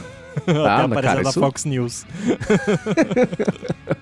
O Giovanni perguntou algo aqui que parece uma pergunta simples, mas a resposta eu acho que não é tão simples assim. Não tem como editar depois que posta? E aí eu acho que a resposta é sim, mas...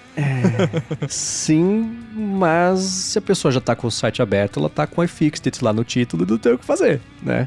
Então... E tem um lance também que vai pra Twitter, vai pra LinkedIn, Facebook, Instagram, tudo automático. E aí se você edita, e aí se tem algum erro ruim mesmo, sério assim... Aí você tem que ir lá e pedir pra alguém que tem acesso à rede social. Você pode editar lá o aí post. Todo mundo fica sabendo que isso foi uma bobagem suficiente pra você ter que deletar de todas as redes. Então isso acontece. Fora que assim, o preview de post que aparece em Mastodon, em Twitter, em Facebook, no iMessage quando você manda pra alguém, isso sempre é cacheado, fica em cache. E vai ficar aquele título errado no cache. E aí alguém, depois que você atualizou o post, vai mandar o link pro amigo e já tava no cache. E no preview vai estar o título errado. É batata isso. Então tem como editar. Mas até desfazer a onda, o tsunami inicial, tem hora que o estrago já tá feito. E aí é paciência, é conviver com isso aí de novo, né? Mais uma lição pra olhar de novo, e mais uma vez antes de ir pro ar. Então mas é fácil de editar, né? É comum, você sobe, putz, esqueci de botar um link, aí você coloca o link. Editar o título é mais chato por isso, né? Porque tem esse negócio do cache, etc. Às vezes chega um pedido do além, né? Escuta, esse título a gente achou que é meio... A gente não acha que...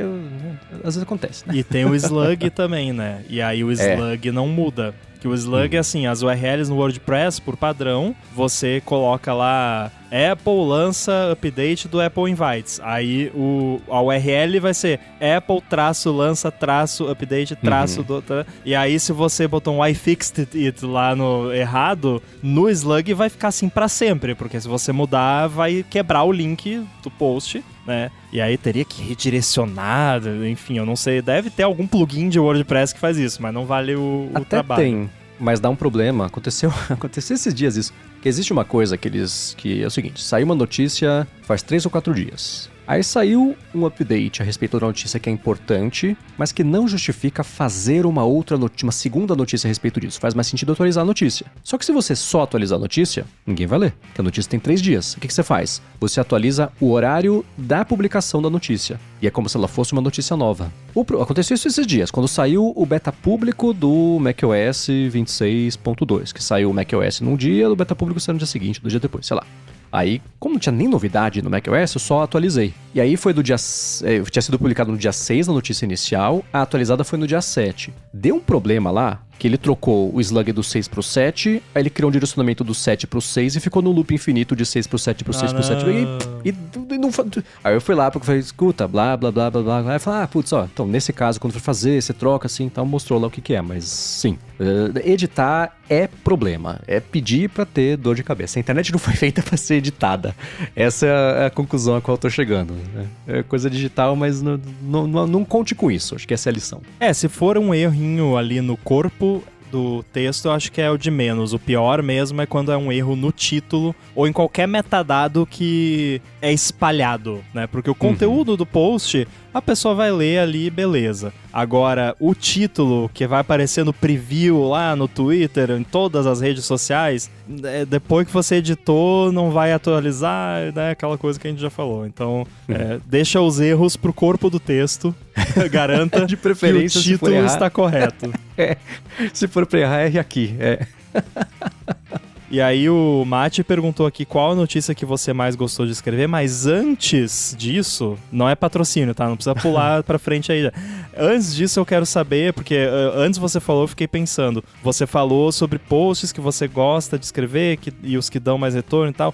Eu não sei o quanto você quer compartilhar disso, mas assim, você já consegue dar uma ideia de tipo, que tipo de post que tem mais repercussão, mais engajamento, ou que traz mais retorno, e que tipo menos, ou que tá na média, o quanto você estiver confortável de compartilhar, não precisa revelar o segredo da Coca-Cola aqui pra gente. Até aquilo que eu comentei semana passada em algum lugar, que é ridículo como os posts mais bestas são que mais dão engajamento, retorno, etc. Eu falei de CarPlay, que o americano é alucinado por CarPlay. Qualquer coisa que tenha CarPlay no título vai ser o post mais lido com sobra do dia, porque eles são loucos por carro, e é isso. E você olha, nossa, isso não é nem uma notícia direito, mas o pessoal pira, né? Então tem isso que eu noto, assim, né? E mesmo os que eu publiquei, cara, sabe qual foi o post que eu publiquei que teve graus de magnitude mais visualizações do que tudo o resto que eu já publiquei? Aqui estão os wallpapers novos dos novos iPhones. Que droga! Explodiu de, assim, múltiplas centenas de milhares de acessos. Nossa. É absurdo, né? E aí eu penso, cara, foi um post que levou 3 minutos pra fazer. Aí você pega o que eu falei, né? O post lá da explicação de Mixture of Experts, que toma dias e toma horas, e você publica e... Ok, né? O mundo inteiro está lendo do mesmo jeito, mas menos, né? Por exemplo, outro desses, né? Saiu no beta 1 do 26.2, tinha lá um íconezinho de WhatsApp status no Apple Music. Até eu entender como é que é hoje em dia, como é que funcionava, o que isso significava, se estava disponível já nesse beta que eu tô usando ou não, se estava antes. Eu não tenho o telefone de sobra aqui, eu tenho só o meu telefone rodando no beta. Aí eu falo, Larissa, entra aí, João, meu irmão, entra aí, vê o que é. Cara, me tomou umas 3 horas pra fazer esse post. Pra até entender que, assim, pra falar uma coisa, mesmo sendo um vazamento besta, é um vazamento. Então, é bom não errar, né? Que aí a sua credibilidade vai pro ralo, né? E vai, pesquisa e fica polindo. Foi no dia que aconteceu o negócio do Gurman falar do Gemini com a carangueja lá. Aí foi engraçado porque, assim, esse post da carangueja na correria, né? Foi isso. Pega, vai, o capítulo, você pesquisa, vou botar o link, deixa eu ver se eu não esqueci de nada. Não, acho que esse é o contexto. Passa, publica. Em meia hora tava no ar, um post super relevante, cheio de link, lindão. Aí volta pro post do compartilhamento de letra de música da Apple Music pro WhatsApp, que me tomou a tarde inteira, que ninguém vai ler esse trem, mas tinha que tá lá. Mas o que eu mais gostei de escrever, os de vazamento pré-WWDC. Mesmo porque, né, saiu no Daring Fireball, é uma validaçãozinha, massagem no ego, total, mas é. Então, isso, acho que os que mais me divirto fazendo são esses. Contar coisa nova, né, ao invés de só republicar o que tá saindo por aí.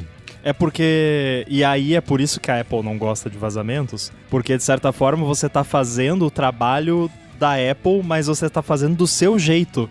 Porque você tem uma informação de algo e aí você vai ter o trabalho de tentar contar a história daquilo antes da Apple, né? Porque quando a Apple vai lá e anuncia um recurso novo, um produto novo, enfim, eles têm o blá, né? Pra mercadar o negócio novo. Você não faz ideia, você só tem alguma informação, às vezes desencontrada, às vezes você tem que ir atrás de múltiplas fontes. E aí, tá, e agora, né? Agora eu tenho que contar isso aqui e tentar... Você tem que meio que tentar prever como que a Apple vai apresentar aquilo, porque isso também conta pontos depois, quando as pessoas forem ver, não, será que estava certo, não estava? Aliás, dos posts de WWDC todos estavam corretos? Você revisou depois? Sim, era a tradução dos AirPods, Markdown, exportação no... Sim, tava tudo certinho. Então, e tem outra coisa também, né? A Apple vai contar, que nem o Coca falou, né? De mercadar. Ela vai contar, contando a história que ela quiser.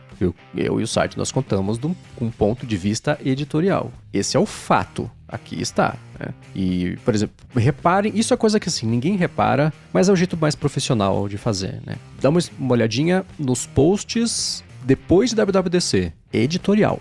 Aqui está, é isso. Não falar, tem uma coisa super legal que está chegando. Isso aqui é ali. Não, é isso. Depois que saiu, a hora que foi lançado, etc., aí editorializa de um jeito que você pode dar um pouquinho de opinião, etc. Mas na hora de falar o que é, você fala o que é. Vazamento é a mesma coisa, né? Não, a Apple vai lançar uma coisa revolucionária. Não, isso está chegando. Como é que é, o que isso significa. Mas então, nunca vai ser do jeito que a Apple quer, porque a Apple quer adorar a pílula. A gente quer falar o que é. Essas coisas, geralmente, elas, às vezes... são o oposto uma da outra, né? Vide o lance do CSAM. Tudo que tem a ver com coisa regulatória, com coisa de proteção, de segurança, né? Security, safety, privacidade. A escolha de palavras é a chave, às vezes. E às vezes, como você escolhe, não é exatamente como a Apple colocaria, e cada um tem a sua estratégia. Você falou aí de relação com a Apple, né? Do que cada um conta, não conta. Como é que é essa relação com PR, com embargo? Assim, de modo... não só de Apple, tá? De modo geral, assim, primeira coisa, é muito louco ver como as empresas todas prestam atenção no que sai. De sair uma coisa, dá 5 minutos, chega um e-mail da empresa pra falar, escuta... Às vezes, sim, existe um trabalho grande disso mesmo, assim. E tem o outro lado que é a empresa chegar e falar, escuta... É muito engraçado, porque o fluxo é sempre esse. Chega um e-mail de uma empresa, nós temos uma novidade para compartilhar de uma função nova que vai ser lançada amanhã às 10 da manhã. Você concorda com o embargo? Não falo assim, sem contexto nenhum. Aí você fala, tá. Aí vem, então tá. É o seguinte, né? A gente vai lançar isso aqui amanhã, tal, e assim, o press release vai ser esse, tem aqui umas fotos já pra você usar se você quiser no post, aí se quiser escrever, você escreve, né? Então, não tem uma obrigação de fazer isso, mas é bom que vai criando uma relação. Então, uma ironia, por exemplo, né? Quando o Threads lançou os posts fantasmas lá, né? De que some 24 horas. Lançaram na segunda. Eu fiquei sabendo na sexta, escrevi o post, deixei pronto. Até hoje não pintou esse trem no meu Threads. Falei, eu fui um dos primeiros do mundo, ficou sabendo disso, até hoje não tem pra mim aqui essa opção. Mas é curioso, essa relação assim é curiosa, porque a empresa às vezes que acha ruim que você escreveu alguma coisa, tem uma outra divisão que não tem nada a ver com essa história, que vai entrar em contato com você pra te passar uma informação privilegiada, que não é privilegiada, porque não vai mexer em ação de ninguém. Então tem essa relação. Então, os PRs todas as empresas são sempre solícitos, pergunta, responde, isso é uma coisa que o nome do site, o site tem um acesso que eu me assustei, assim, eu achei que seria menos, sabe? Então é por aí. Mais do que isso eu não posso entregar, não. Muito bem, se vocês tiverem dúvidas, vocês podem mandar em gigahertz.fm/feedback e vocês podem mandar dúvidas a respeito da vida, dos nossos hábitos, como foi que o Content fez recentemente, né, que a gente falou sobre o sono, etc. Tem um Alô DT no finalzinho de cada episódio que a gente pesca aqui algumas perguntas que vocês mandaram pra gente poder responder. E eu tô ganhando tempo pra chegar na pauta. Cheguei. E foi isso que o Wagner fez. Falou o seguinte: na última semana, um jornal local de BH apresentou uma reportagem que falava da descoberta de uma quadrilha que roubava telefones. O delegado entrevistado falou que essas pessoas tinham mecanismos que tiravam o bloqueio do iCloud dos aparelhos e impediam o seu rastreamento. Isso é realmente possível? O Stolen Device Protection é falho? Ele até mandou o link da reportagem pra gente poder dar uma espiadinha. E aí? Olha, foi um delegado que falou, né? Não foi um perito em segurança da informação. E mesmo que fosse um perito de segurança da informação, eu já vi algumas pessoas falando coisas que não fazia muito sentido. Agora, possível é, como a gente sempre disse aqui. Agora, se for como outras histórias que eu já vi acontecerem, no fim das contas, sempre tinha phishing envolvido. De tipo, a pessoa teve o celular roubado. A pessoa tinha o iCloud lá, tudo, aí fica aparecendo aquela mensagem, este iPhone está perdido, entre em contato. Aí a pessoa recebia lá um SMS ou uma mensagem no iMessage ou um e-mail ou qualquer coisa. Olá, aqui é do suporte da Apple, recuperamos o seu iPhone perdido. Clique neste link para fazer o login na sua conta. E aí foi, né? Então, eu acho mais provável ser alguma coisa assim. Existe a possibilidade de não ser um device super recente e da galera ter acesso ao Grey Key da vida, mas eu acho muito improvável isso. Não sei se o Coca tem alguma ideia, mas eu acho que sempre que a gente ouve essas histórias, elas estão mal contadas. Porque toda a história de questão de segurança da informação na mídia como um todo é sempre pegaram e hackearam. Tipo, tá, como? Pegaram como? Hackearam como? Qual foi o exploit? Tu sabe? Nunca se explica e também não tem porquê o delegado, mesmo que o delegado saiba detalhadamente o que aconteceu, não tem porquê ele contar isso numa reportagem de 2 minutos, sei lá quanto tempo tem. Então... E mesmo que ele conte, provavelmente não vai entrar na reportagem na hora da edição. Exatamente. Também, né? Talvez ele contou e cortaram, né? Exato. Então, assim, não dá pra saber. A real é essa, só com base numa entrevista de um delegado que falou que foi, a gente tem o que ele falou, então tá, se ele falou, foi. Pronto.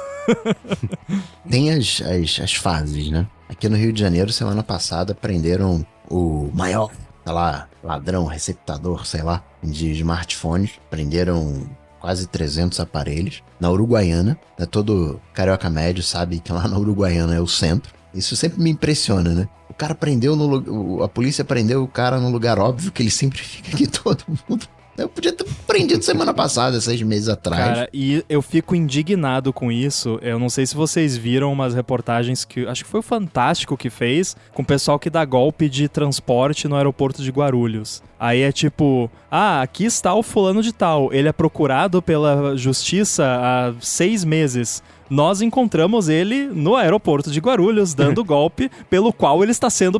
Tipo, como que uma reportagem passa uma semana lá com uma câmera e acha o cara, né? Então é a mesma história. Tipo, pô, tem esse lugar aqui. É aqui que a galera do roubo de celular se concentra. Estão procurando esse cara aqui, que é o top do roubo de celular. Onde será que ele está? E nessa apreensão prenderam também... A reportagem fala de... equipamentos de desbloqueio. Aqui na Uruguaiana tem, sim, equipamentos de desbloqueio, tem as caixinhas, tem um Grey Key. São Paulo também tem, acho que é 25, né? 25 tem acho que tem um outro nome. Tem da Santa Efigênia, que é colado. Enfim, na Uruguaiana de São Paulo também tem. E é isso. É falho. Um modelo antigo. Aí tem aquelas...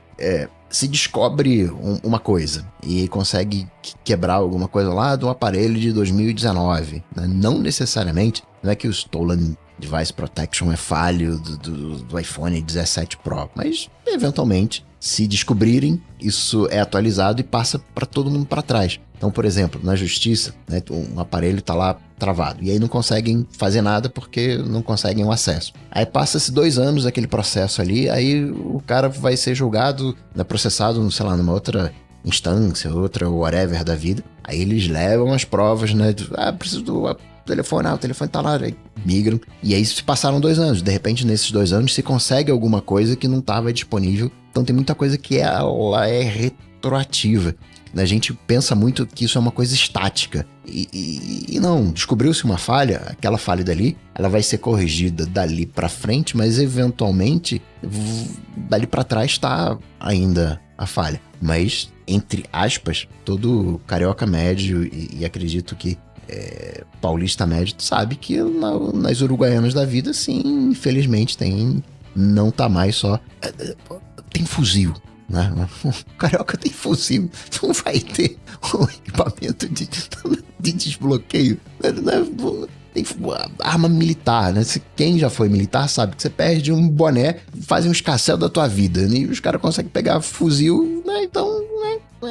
É o de menos. Então é isso, são... Geralmente, porque no Brasil, no geral, tem muita gente que não tem o aparelho mais recente. E esses equipamentos que o pessoal usa, geralmente tem... Até vazou um tempo atrás acho que foi da Celebrite, uma tabelinha de tipo...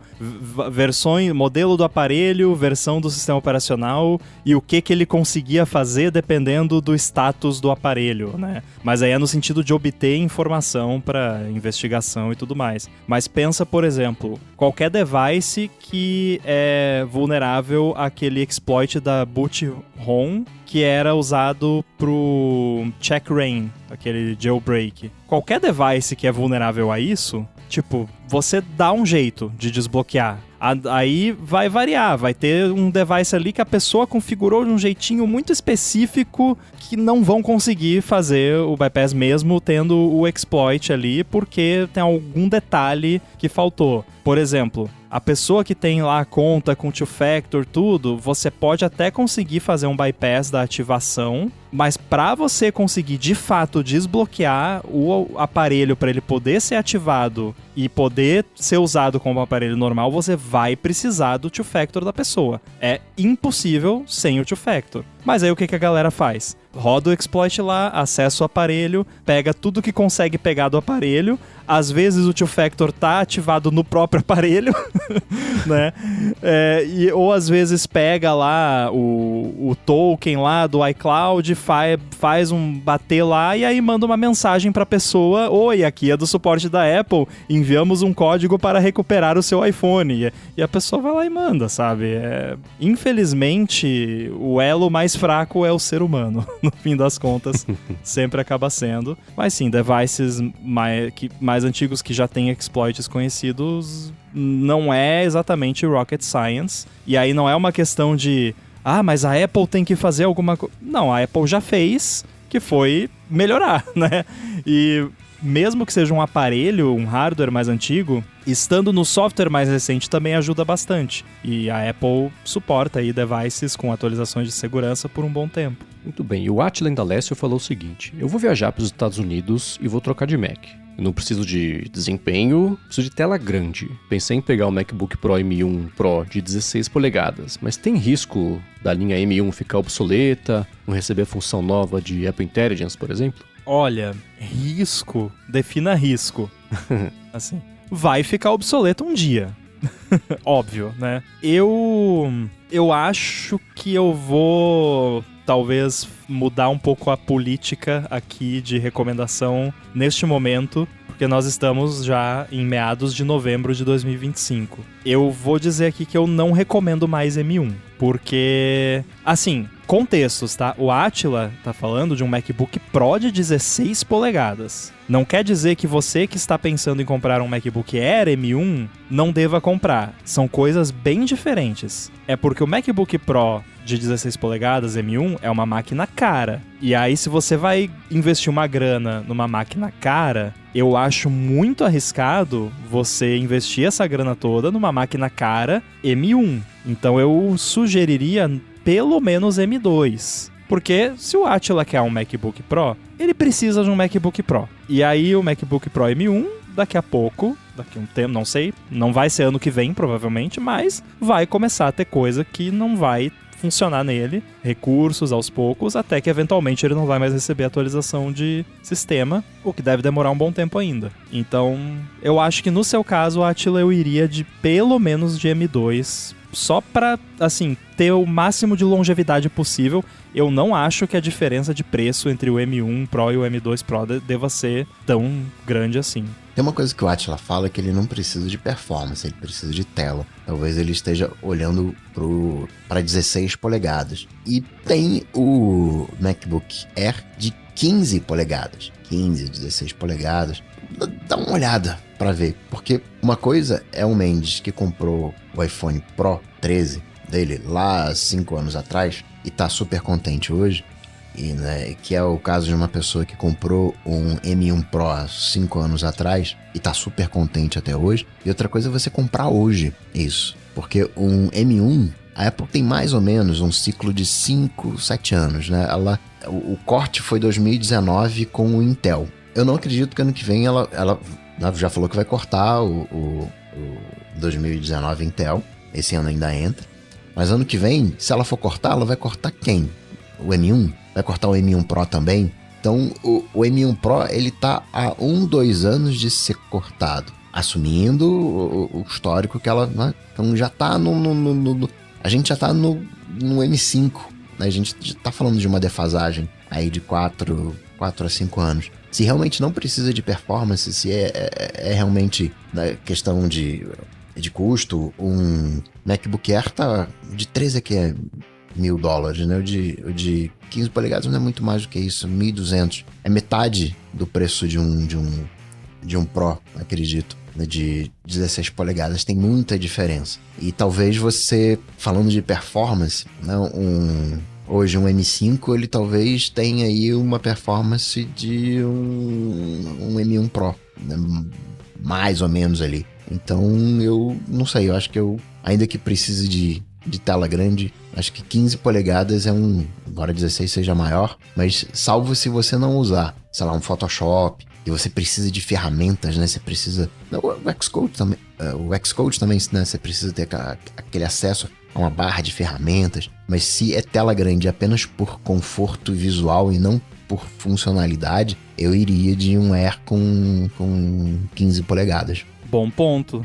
E tem um lance também que, assim, a tela grande tipo, se você quer um laptop com tela grande, só se você precisa do laptop como laptop com a tela grande frequentemente, sabe? Porque se você quer uma tela grande, mas quer também a flexibilidade do laptop, você pode fazer que nem eu e ter um estúdio display em casa. Claro que não precisa ser um estúdio display, que é muito caro, pode ser um display mais simples, para resolver a questão da tela grande, e aí quando você tiver por aí, você tem uma tela um pouco menor, mas que ainda assim você consegue trabalhar como de 14, por exemplo. Mas aí, claro, eu não sei qual é o seu caso, de repente, no seu caso, você de fato precisa que o laptop em si tenha tela grande, porque você vai usar ele o tempo todo como laptop por aí. Mas se não for esse o caso, se você for usar a maior parte do tempo em casa, numa mesa, compra um display externo e compra um laptop com a tela menor e economiza dinheiro. E aí quando você for viajar coisa, você tem a vantagem de ter um computador mais portátil. Que eu tenho o M1 Max de 14 e o M2 Max de 16. Quando eu viajo, eu acabo levando o de 14 porque é menor. É mais confortável de carregar por aí. Então tem isso também, mas se você tiver ligado mesmo na questão do laptop, eu acho que a dica do Coca é excelente, porque se a preocupação em si não é performance, mas essa questão de ficar obsoleto, eu acho que um Air poderia suprir muito bem, e aí não teria também o problema da portabilidade, porque o Air é super portátil, mesmo de 15 polegadas, então acho que você teria o melhor dos dois mundos e é capaz de conseguir comprar um Air de última geração de 15 polegadas pelo preço que você pagaria praticamente um M1 Pro 16 polegadas, entre aspas, antigo. Aí eu tava dando só uma olhadinha nas datas aqui, que eu fiquei pensando, a gente não sabe exatamente como a Apple vai lidar com essa questão de não suportar mais versões novas do macOS em Macs Apple Silicon, porque isso não aconteceu ainda, né? Aí eu peguei, por exemplo, como referência os iPhones. O iOS 26 roda a partir do iPhone 11, que é de setembro de 2019. Vamos considerar só o ano para facilitar. Então, 2019. Os primeiros Macs M1 são de 2019, mas o M1 Pro, né, o 16 polegadas, o de 14 também, é de final de 2021. Então, eu acho que teria aí pelo menos mais uns 2, 3 anos, né, se a Apple for seguir mais ou menos a mesma linha que segue com os iPhones, o que pode não ser o caso. Historicamente, se eu não me engano, no Mac a Apple sempre foi mais generosa com a questão do suporte, e particularmente vendo como os Macs se comportam e vendo experiência de pessoas com Macs no geral, de todas as gerações do Apple Silicon, não me parece que vai ter nada que a Apple vai colocar no Mac que vai impossibilitar dele funcionar em Macs mais antigos. Apple Silicon pode talvez não ter todos os recursos, né? Um ou outro recurso não vai ser suportado, como talvez alguma novidade de Apple Intelligence. Mas, Átila, pensa com carinho na sugestão do Coca, do MacBook Air de 15, que eu acho que é uma boa. Porque o uso humano, né, o uso padrão, é longitudinal. E a polegada é em diagonal. Assim, você vai... O ganho que você tem é menos do que... É meio dock, né? Pra tela útil, né? Para ler um texto. Temos uma nova unidade de medida. Caraca, é 1 polegada. Você olha ali, caraca, não, 1 polegada ali é 3 centímetros. Não, isso é na diagonal. Na vertical, que é a tela útil, é pouquinho o que você ganha. Por isso que eu falei, se você precisa de uma área de ferramentas, é uma outra história. Toda hora ficar rolando, vai pra baixo, vai pra cima. Mas se você tentar desenvolver, abrir o Xcode com 13 polegadas, né, fica ali, a barra de ferramentas fica na metade, né? Ali 15 polegadas, 17 polegadas, né, encaixa, entre aspas, tudo. Então, né, fica mais confortável de você usar. Mas o Air é uma delícia, né? Você vai de uma sala pra outra, você vai como uma bandeja, assim, né? Você vai com ele aberto, assim, né? Super tranquilo. Um Pro você já segura com as 2 mãos, você já fica mais temeroso em algum grau. Eu adoro, apesar de ser um usuário de Pro, eu sou fãzão do Air. Muito bem. Quem tiver outras dicas pro Átila, pode mandar pra gente. Quem tiver solução também pra dúvida do Wagner sobre o desbloqueio aí, né? Você pode mandar lá em gigahertz.fm/feedback, dá pra ser anônimo se você quiser. É importante pra algum tipo de feedback. Quero agradecer a ExpressVPN pelo patrocínio do episódio de hoje. Agradecer a vocês que deixam os reviews, as avaliações e principalmente quem recomenda o ADT. Principalmente mais ainda, quem vai em gigahertz.fm/apoio e ajuda a luz a seguir acesa, a parada a seguir acontecendo e recebe a edição sem edição. Obrigado, Eduardo Garcia, também pela edição do podcast. E a vocês, qualquer ramo, por mais uma co-apresentação do episódio. Valeu. Quem quiser me encontrar, mastodon.social, @inside, e também apresento o Alamundo aqui na Gigahertz. Sempre um prazer e uma honra. Para falar comigo, vocês sabem, só ir no seu motor de busca favorito, bater Coca-Tech, ou então vai lá no Instagram, manda uma DM pro @coca.tech. Boa, para falar comigo, MVC Mendes lá no Threads, apresento por aqui o Área de Trabalho e também o A Fonte, para a Lura apresento o IA sob controle e vocês me encontram lá no 95Mac. Obrigado mais uma vez pela audiência de vocês, tudo dito e posto, a gente volta na semana que vem. Valeu!